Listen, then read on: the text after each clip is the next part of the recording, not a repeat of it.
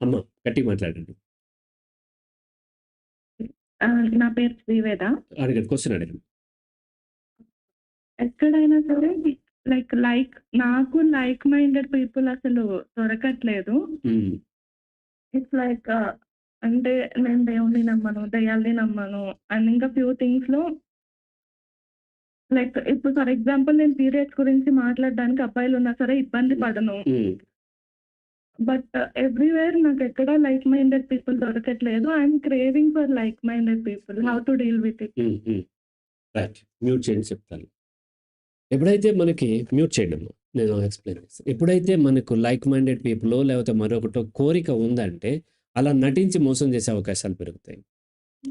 ఎప్పుడు మోసం ఎప్పుడు కూడా మన కోరిక వల్ల అవుతూ ఉంటది. లైక్ మైండెడ్ పీపుల్ అది మనము కావాలనుకుంటే దొరకపోవటం ఉండదు. అది ఇన్సిడెంటల్లీ జరగాలంతే. ఎన్నో ప్రయత్నాలు చేస్తే మీరిక్కడికొచ్చారు. కదా! హ్మ్.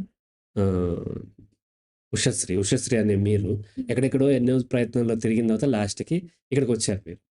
ఇది ఒకసారి జరగలేదు. అనేక రకాలుగా అనేక చోట్ల ట్రై చేసినప్పుడు ఇలా వచ్చారు.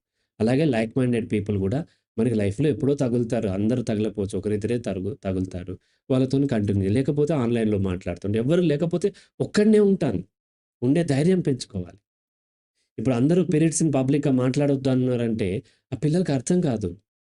మనమన్నా మాట్లాడుతున్నాం ప్రౌడ్ ఫీల్ అవ్వండి. అందరిలాగా ఉండటం ఏమి గొప్ప కాదు.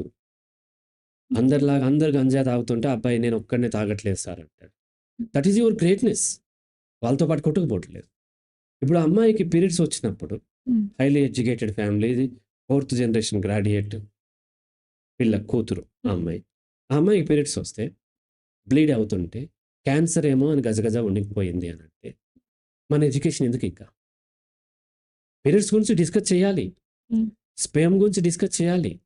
ఆ పెనిస్ పైన ఉన్నటువంటి స్కిన్ గురించి డిస్కస్ చేయాలి. ఇవన్నీ డిస్కస్ చేస్తేనే మన పిల్లలకో లేకపోతే ఇంకో పిల్లలకో మనం లైఫ్ ఇవ్వగలుగుతాం. ఇలా ఎవరూ డిస్కస్ చేయకపోతే ముఖ్యంగా తెలుగు రాష్ట్రాల్లో అందరికంటే ముందు డిస్కస్ చేసింది డాక్టర్ సమరం గారు. ఈనాడులో రాసేవాడాయన. అప్పట్లో 70ల్లో రాసాడాయన. ఇప్పుడు మేము చిన్న పిల్లలం. ఆ తర్వాత మేము చదివాం. ఆయన మొదలుపెట్టకపోతే హరిరాఘవ్ ఇక్కడి దాకా వచ్చేవాడు కాకపోవచ్చు.